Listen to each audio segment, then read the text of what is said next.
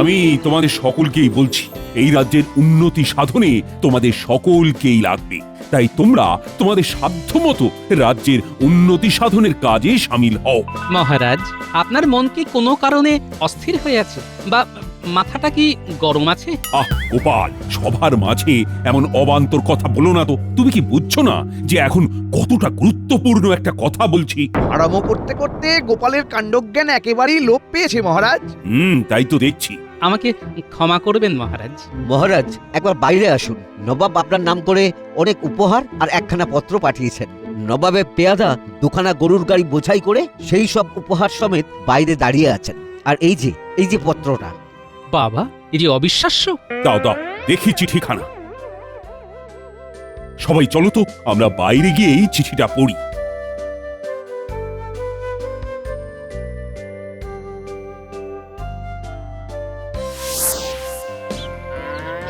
বিশ্বাস করো, নবাব এত এত উপহার পাঠিয়েছেন, এ যেন আমার বিশ্বাসই হচ্ছে না। মনে হচ্ছে যেন স্বপ্ন দেখছি। মহারাজ, এবারে চিঠিখানা খুলুন, দেখুন কি খুশিতে উনি এত উপহার পাঠালেন। হ্যাঁ হ্যাঁ, দাঁড়াও পড়ি। প্রিয় কৃষ্ণচন্দ্র, আমার হারিয়ে যাওয়া সিন্ধুকের চাবি তোমার রাজ্যের বুদ্ধিমান এক অন্যতম রত্ন গোপাল খুঁজে দেওয়াতে আমি ভীষণই আনন্দিত। সত্যি বলতে এই ঘটনাতে প্রমাণিত হয়েছে যে আমরা চোখের সামনে জিনিস থাকলেও তা অনেক সময় খুঁজেই পাই না, অযথা এদিক ওদিক খুঁজে পণ্ডশ্রম করি। তবে তোমার রাজ্যের রত্ন গোপালের কর্মের পদ্ধতি দেখে সত্যি একথা স্বীকার করছি যে সে অতীবই বুদ্ধিমান।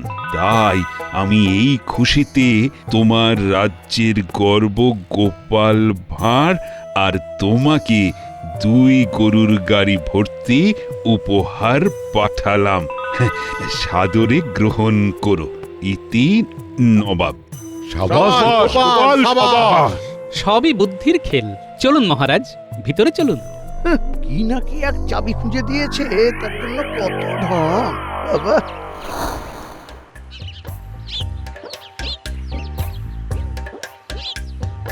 মহারাজ, আপনার ছাদ থেকে এই উত্তর দিকের যে লেবু বাগানটা দেখা যাচ্ছে, ওইখানেই তাহলে এবারের বনভোজনের ব্যবস্থাটা হবে তো?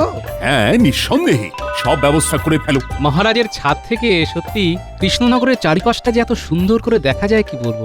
ওই জন্যই তো তোমাদের ছাদে নিয়ে এলাম। তা গোপাল, এই যে আজ তুমি বাংলার নবাবের কাছে এত প্রশংসিত হলে, তা সবই কিন্তু আমার জন্যে। কি বল, আমি যদি তোমায় রত্নের আসনে না বসাতাম, তাহলে কি তুমি নবাবের চাবি খোঁজার ভার পেতে? হ্যাঁ মহারাজ, নবাবের কাছে তো প্রশংসিত হয়েছি নিজের বুদ্ধিতে। তাছাড়া আপনি রত্নের আসনে না বসালেও আমার ঘটের বুদ্ধি ভরপুরই থাকতো মহারাজ।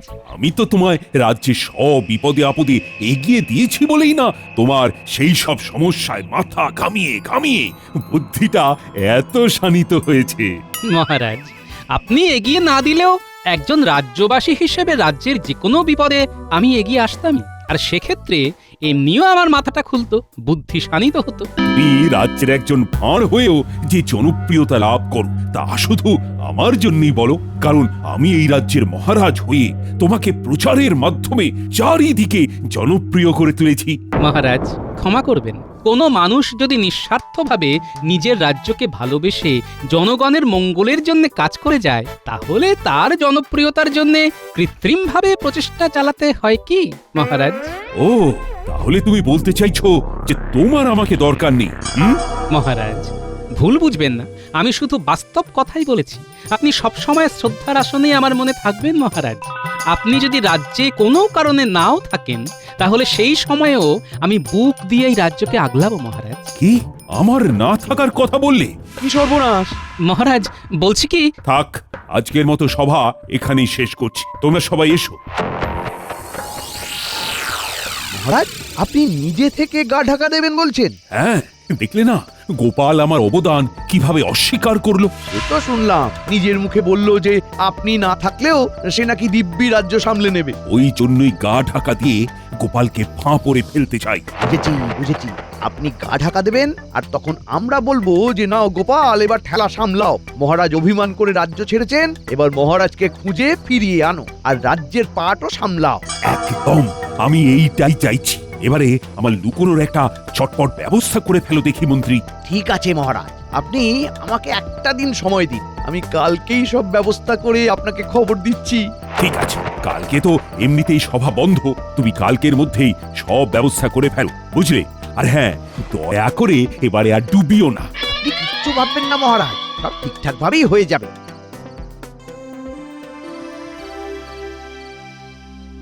কি গো, কি ব্যাপার?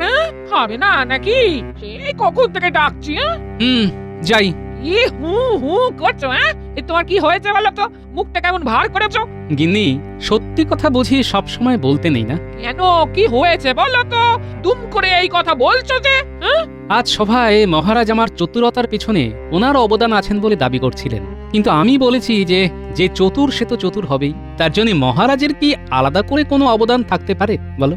বাস্তবে সত্যি থাকে না, কিন্তু পরিস্থিতিতে অনেক কিছু মুখ ফুটে বলতে হয় বই কি। কিছুই না, এই মানুষকে খুশি করার জন্য। ওটাই তো হলো কথা।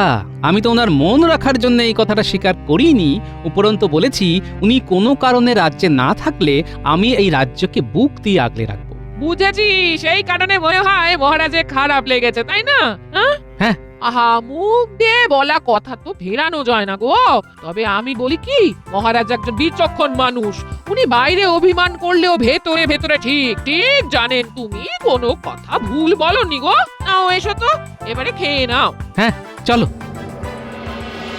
আসুন মহারাজ, আসুন আসুন, এই কাক ভরে কাক পক্ষীতেও কেউ টের পাবে না যে আপনি স্বেচ্ছায় অন্তর্ধান করেছেন। এইটাই তো আমি চাই, আজকে সকাল থেকে চারিদিকে হই হই পড়ে যাক যে গোপালের কথার আঘাতে মহারাজ অভিমান করে রাজ্য ছেড়েছেন। যা বলেছেন, বেঈমানদের একটু ফাপড়ে পড়া উচিত। এই ভোরে উঠেই শহরে যেতে হচ্ছে, সারাদিনে এই দোকানটাও খোলা হবে না। অগ্নিপথের আর শরীরের ব্যায়ামের সময় পেল না। সবাই তো ওকেই দোষ দেবে। আমার সাথে বেঈমানি করার ফল। উমা, এত ভোরে মন্ত্রী মশাই আর মহারাজ কোথায় যাচ্ছেন রে বাবা? যাকে যাক, আমার আর কি। আমি এখন রওনা দিই, শহরে যেতে হবে। ভালো লাগে না ছাই, 2-3 দিন দোকানটাও খোলা হবে না। কত ক্ষতি হবে যে।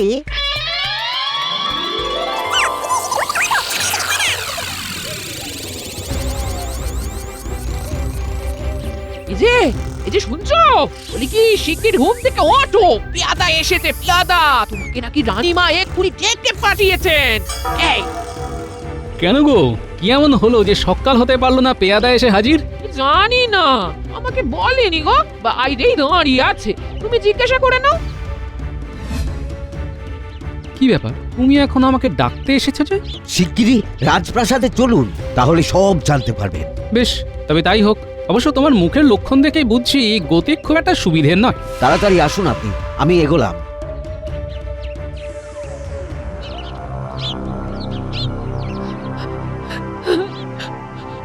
ও মা গো, আমি এখন কি করব? আমি আপনাকে ছাড়া থাকবো কি করে? কি হয়েছে রানীমা? আপনি এমন করে কাঁদছেন কেন? সত্যি গোপাল, তোমার জন্য যে রাজ্যে এমন সর্বনাশ হবে ভাবতেই পারিনি। অনেকদিন আগেই বলেছিলাম একে বিদায় করা হোক, তখন আমার কথায় কেউ আমল দেয়নি। এখন হলো তো। মানে সবাই আমাকে এমন করে বলছেন কেন? কি হয়েছে একটু বলবেন কি? গোপাল, গোপাল, তুমি কি এমন কুকথা বলেছো যে মহারাজ কাউকে কিছু না বলে চলে গেছেন? কি হবে যদি উনি এই রাজ্যে না ফেরেন? গোপাল, কি বলছেন রানীমা? মহারাজ রাজ্য ত্যাগ করেছেন? কিন্তু আমি তো তাকে এমন কিছু বলিনি। মিথ্যে বলো না গোপাল, তুমি কি বলেছো না বলেছো তা সবাই আমরা নিজের কানে শুনেছি। তুমি মহারাজের সামনে দাঁড়িয়ে তারই খেয়ে পড়ে নিজের ভেতরকার দর্প প্রকাশ করছো। তোমাকে মহারাজ কতই না স্নেহ করতেন গোপাল। বিশ্বাস করুন রানীমা, আমিও ওনাকে ভীষণ শ্রদ্ধা করি। আমি কিচ্ছু জানি না গোপাল, তুমি যে করেই হোক মহারাজকে ফিরিয়ে আনো। ঠিক 3 দিন সময় দিলাম তোমার। হ্যাঁ হ্যাঁ হ্যাঁ গোপাল, তুমি যেহেতু মহারাজের রাজ্য ত্যাগের আসল কারণ, তাই তুমি মহারাজকে যেখান থেকে পারো খুঁজে বের করে আনো। বেশ বেশ, আমি এক্ষুনি যাচ্ছি মহারাজকে খুঁজতে।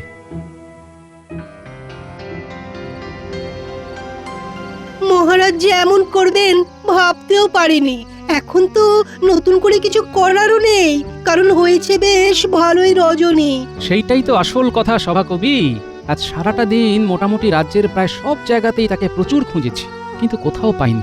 মহারাজ এমন কাজ করার মানুষ তো নন। আমি ভাবছি তাকে উস্কানি দিয়ে এই কাজটা করানো হয়নি তো। দেখো বিজ্ঞানী, উনি উস্কানিতেই রাজ্য ত্যাগ করুন কি নিজের ইচ্ছেতেই রাজ্য ত্যাগ করুন, এক্ষেত্রে সেটা তো বড় ব্যাপার নয়।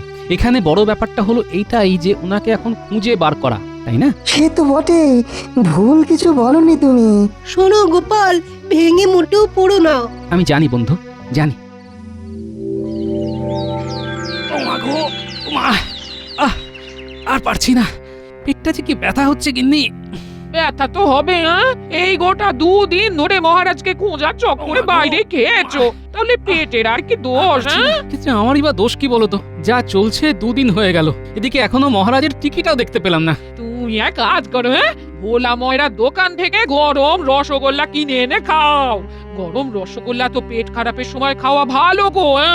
বেশ, তাহলে যাই। তোর দোকান কি খোলা পাবো? গত 2 দিন দেখছিলাম বন্ধ রয়েছে।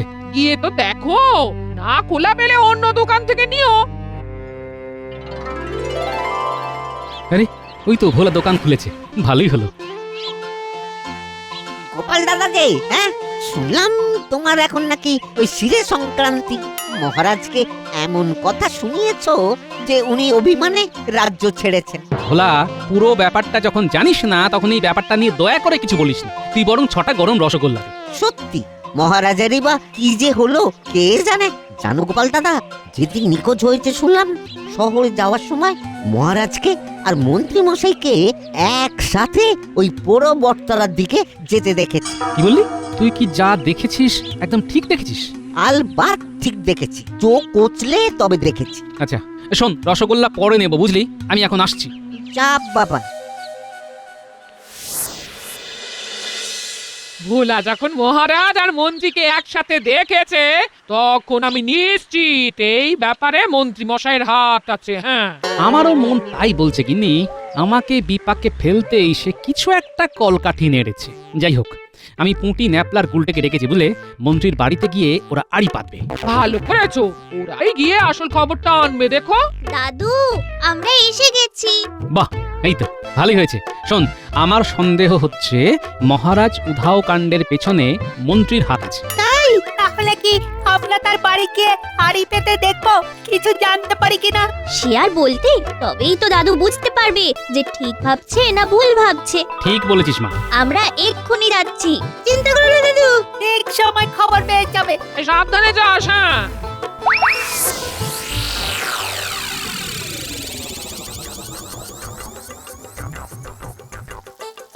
2 দিন তো হয়ে গেল। আর কতদিন তোমার মহারাজের জন্য এমন পোলাও কালিয়া রাখতে হবে শুনি? আরে বাবা, কষ্ট করলে কেষ্ট মেলে বুঝলে। এখন একটু কষ্ট করো, কিছুদিন বাদে সুদে আসলে তোমার সব কষ্ট ঘুচিয়ে দেব। আচ্ছা, তোমার কথাই সই। বলছি রান্না সব হয়ে গেছে। বটা ঘটা পুরো বটের পেছনে ওই ভাঙা রাজবাড়িতে মহারাজের জন্য কখন খাবার নিয়ে যাবে গো? এই এসে পড়লো বলে। দাদু ঠিক ধরেছে। মহারাজ পুরো বটের পিছন দিকের ওই ভাঙা রাজবাড়িতে রয়েছেন। চল তাহলে দাদুকে গিয়ে খবরটা দিই। মন্ত্রীমশাই আসবো? আসবো। আয় আয়, কিরে কি হয়েছে? আরে হাঁপাচ্ছিস কেন? একটা কথা বলার আছে, কিন্তু কানে কানে বলতে চাই। কারণ দেওয়ালেরও কান আছে। বলিস কি? তাড়াতাড়ি চল, তাড়াতাড়ি চল। গিন্নি গিন্নি, আজ আর খাবার লাগবে না, আমি এক্ষুনি আসছি। তার মানে ভোলার দোকান 2 দিন বন্ধ ছিল বলে আমরা এই সত্যটার খোঁজ পাইনি। এখন দেখা যাক বাচ্চা 3টে কি খবর নিয়ে আসে।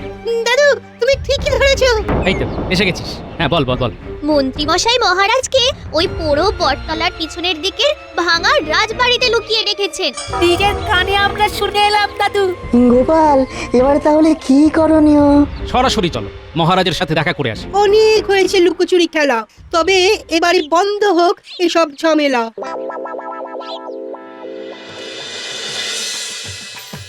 মহারাজ, মহারাজ, আপনি কোথায় গেলেন মহারাজ?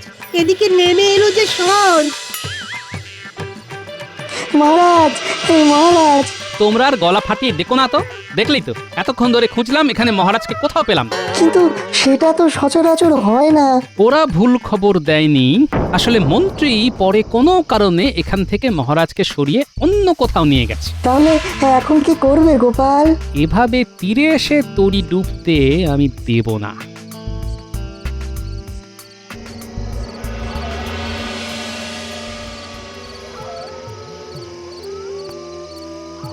কালকের ভেতরে কি মহারাজকে খুঁজে বের করতে পারবে? হ্যাঁ, খুঁজে বার করা ছাড়া আর উপায় কি গিন্নি? আজ যে এমন হবে ভাবতেই পারিনি। হ্যাঁ, আমাকে একটু ভাবতে দাও তো গিন্নি। বেশ ঠিক আছে। এই পুরো ঘটনাটার মধ্যে এটাই তো পরিষ্কার যে মন্ত্রী মশাই জড়িত আছেন। তাহলে আজকে মন্ত্রী মশাই মহারাজকে আচমকা সরিয়ে কোথায় নিয়ে গেলেন? এটা তো নিশ্চিত যে কেউ তাকে সাহায্য করছে, তবে বটা ঘটা নয়, কারণ তাদের ডেরা আমার দেখা হয়ে গেছে। এ নাও চা রেখে গেলাম। হ্যাঁ, মন্ত্রী মশাই ছাড়াও মহারাজের উধাও হওয়ার একদম প্রথম দিন থেকে নির্লিপ্ত ছিলেন বৈদ্যমশাই, যেন উনি জানেনই মহারাজ কোথায় আছেন। বুঝেছি, ওনার কাছে গেলেই খুলবে এই অন্তর্ধান রহস্যের জট। মহারাজ, আপনাকে কিন্তু কম করে হলেও এখনো 5-6 দিন কাঁচকলা সেদ্ধ খেয়ে যেতে হবে। হ্যাঁ, মন্ত্রীর গিন্নি ভীষণই তেল ঝাল দিয়ে রান্না করেছে। মহারাজ, তার আর দোষ কি? সে ভেবেছে আপনি মহারাজ, আপনাকে কি আর পাতলা ঝোল খাওয়ানো যায়? মহারাজ, মহারাজ, বৈদ্যমশাই দয়া করে বাইরে আসুন। আমি জানি মহারাজ ভিতরে আছেন। সর্বনাশ, গোপাল ঠিক চলে এসেছে। আমি কি করি? কোথায় লুকোই? মন্ত্রীমশাই, আপনি খাটের তলায় লুকিয়ে পড়ুন। আর মহারাজ, আপনি ওই কাঠের আলমারিটার ভিতরে ঢুকে যান। আমি বাইরে গিয়ে গোপালকে সামলাচ্ছি। কি ব্যাপার গোপাল, রাত্রিবেলা এসে এভাবে চিৎকার করছো কেন? বৈদ্যমশাই, আমি জানি মহারাজ আপনার বাড়ির ভিতরেই আছেন, দয়া করে তাকে ডাকুন। তুমি ভুল করছো গোপাল, আমার বাড়িতে এখন আমি একাই আছি। যাই হোক, তুমি বরং মহারাজকে খোঁজার চেষ্টা করো। মিছিমিছি এই রাত্রিবেলা আমার বাড়িতে হুজ্জুতি করো না। বৈদ্যমশাই, আপনি যতই মিথ্যে বলুন না কেন, আপনার বাড়ির দালানে খোলা মহারাজ আর মন্ত্রীমশাইয়ের জুতোখানা আমাকে পরিষ্কার বুঝিয়ে দিচ্ছে যে আমার সাথে একটা খেলা হচ্ছে। এবারে আমার খেলা দেখুন তাহলে। আচ্ছা, ক্ষমা করবেন বৈদ্যমশাই। কি গো গোপাল দাদা, সাত সকালে তলব করলে, কি ব্যাপার? কারণ আছে, কারণ আছে, বলছি, মন দিয়ে শোনো। বলো বলো। এই জামা আর ধুতিখানা ধরো, এগুলো মহারাজের। এবার আমাকে কি করতে হবে বলো? শোনো, আমি সভায় যাওয়ার কিছুক্ষণ পর তুমি সভায় গিয়ে সবার সামনে বলবে যে বনে কাঠ কুড়োতে গিয়ে একটা পুঁটলির ভেতর থেকে তুমি মহারাজের এই পোশাকখানা পেয়েছো। মনে হয় তাকে বাঘে খেয়েছে। বেশ, কাজ হয়ে যাবে, তুমি চিন্তা করো না। আশা করি গোপাল কালকের মধ্যে মহারাজকে নিশ্চয়ই খুঁজে এনে দিতে পারবে। আর যদি না পারে রানীমা, তাহলে কি হবে? না মানে, যদি আরো কিছুদিন সময় লাগে, তাই বলছি আর কি। তাহলে আপনি রাজ সিংহাসনে বসে সাময়িক কালের জন্য রাজ্য সামলাবেন। রানীমা, আপনি ভাববেন না, আপনাকে আমি কথা দিয়েছি যখন, তখন মহারাজকে আমি কালকের ভিতরেই ফিরিয়ে আনব। রানীমা, রানীমা, রানীমা, বড় বড় বিপদ হয়ে গেছে। কি হয়েছে? তোমার হাতে ওই পোশাকটা কার? মহারাজের না? আগে আগে হ্যাঁ রানীমা, বনের মধ্যে কাঠ কাটতে গিয়ে এইগুলো পেলাম। মনে হয় তাকে বাঘে খেয়েছে। কি বললে? ও মা গো, আমি কি শুনলাম? অপঘাতে মৃত্যু? তাহলে তো 3 দিনে কাজ করতে হবে। রানীমাকে ভেতরে নিয়ে গিয়ে কেউ নিয়মাদির ব্যবস্থা করতে বলো। কি ঘটনা তো অন্যদিকে মোড় নিয়ে নিল। জীবিত মানুষের শ্রাদ্ধ, কি সর্বনাশ! মহারাজকে গিয়ে বলতে হচ্ছে এক্ষুনি।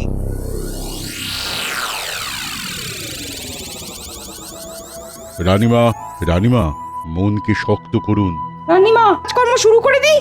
হ্যাঁ, করুন। রানীমা আসুন, এদিকে এসে বসুন। থামো থামো, মন্ত্র উচ্চারণ করো না। এ কি মহারাজ, আপনি? ও গোপাল, আমি ভূত দেখছি না তো? গোপাল, না রানী, আমি জীবিত। রানীমা আপনি ভূত দেখছেন না, উনি সত্যিই জীবিত। এই যে মহারাজ, আপনাকে জাপটে ধরে ফেলেছি, আর কোথাও যেতে পারবেন না। আপনি শেষমেশ আমায় ফাঁদে ফেলতে গিয়ে নিজেই আমার কাছে জব্দ হলেন। গেল গেল গেল, সব পরিকল্পনা ভেস্তে গেল। এবার এবার সব সামনে উঠে আসবে। হা কপাল! আর কি, জীবিত থেকে কি আর নিজের শ্রাদ্ধের কথা শুনে চুপ করে থাকতে পারি? কিন্তু গোপাল, তুমি কি ফাঁদ পাতলে শুনি? এই যে আমি ইচ্ছে করেই তো পুঁটির বাবাকে শিখিয়ে দিয়েছিলাম যাতে সভায় এসে সে আপনাকে বাঘে খেয়েছে বলে, আর এদিকে আপনার শ্রাদ্ধের ব্যবস্থা হয়। কারণ আমি জানতাম এই পথটা অনুসরণ না করলে আপনি কিছুতেই নিজের থেকে এসে ধরা দিতেন না। দেখো মন্ত্রী, দেখো বৈদ্য, তোমরা গোপালকে দেখে কিছু শেখো। আর মানলাম তোমার কাছে, মেনে নিলাম যার বুদ্ধি আছে তাকে জনপ্রিয় করতে কারুর পৃষ্ঠপোষকতার দরকার হয় না। মহারাজ, আপনি যদি ডালে ডালে চলেন তাহলে আমি চলি পাতায় পাতায়।